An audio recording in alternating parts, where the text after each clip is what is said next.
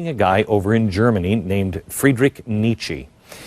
Nietzsche's most famous for declaring the death of God and believing the world had to be freed from the evils of Judeo-Christian morality.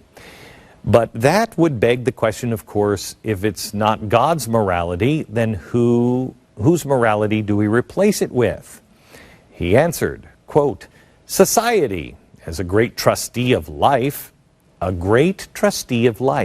is responsible to life itself for every miscarried life. It also has to pay for such lives. Consequently, it ought to prevent them. In numerous cases, society ought to prevent procreation. To this end, it may hold readiness without any regard to descent or rank or spirit." He was saying here that you could restrain people in any way, even deprive them of their freedom in certain circumstances, even castrate them. Well, you take Darwin, you have to help the species along, otherwise we'll go awry. And then Nietzsche, there is no God, and we have to, even if we take them and deprive them of their liberty and freedom, we have to do that because there is no God. This was the trouble that brewed in the 20th century, and it eventually led to the promotion of something called eugenics, Greek meaning good birth. And from 1912 to 1932, 3 international eugenic congresses took place. This is an original copy of a book called Eugenics. It's absolutely horrifying. The purpose of eugenics and these congresses was to investigate how they could improve the human genetic makeup. Which country do you suppose was the first to undertake action? Of course, it's the Progressive Era. Under Progressive President Teddy Roosevelt, he created the National Hereditary Commission, whose mission was to encourage the increase of families of good blood and discourage the vicious elements of the crossbred civilization. Oh. Sterilization laws cropped up. In fact, the first one was passed in Indiana in 1907, where you could just grab a woman or a girl and sterilize her. It's horrible, right? You wouldn't want just girls sterilized, right? Remember that for later in the show. Others followed. The betterment of the race. In Yale, they had a race to get to a better race, if you will. And the whole thing was to get other Americans from their homes and pull them out, deprive them of the ability to have children if they were, stupid or deemed wasteful people, and lock them away in institutions. These actions were likely emboldened because the academic elite were behind the idea. And so they just knew better, right? The greatest minds in America, Yale, arguing that our national vitality depended on a productive citizen. And the best way to ensure that, of course, was through carefully controlled breeding. Well, you can't pick who should marry who and who should have children with whom.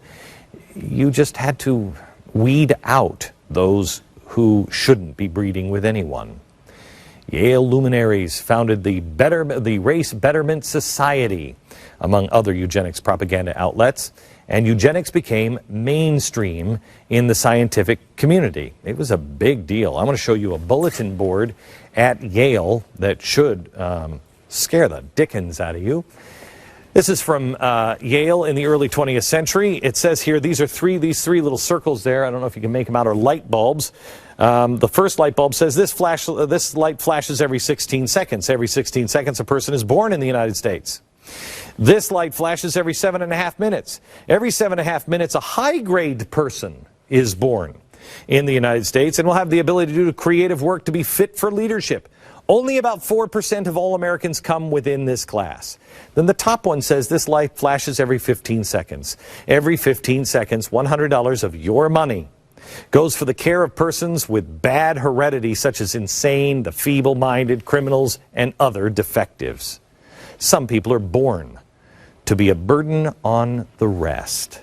Important to remember the Yale Bulletin Board.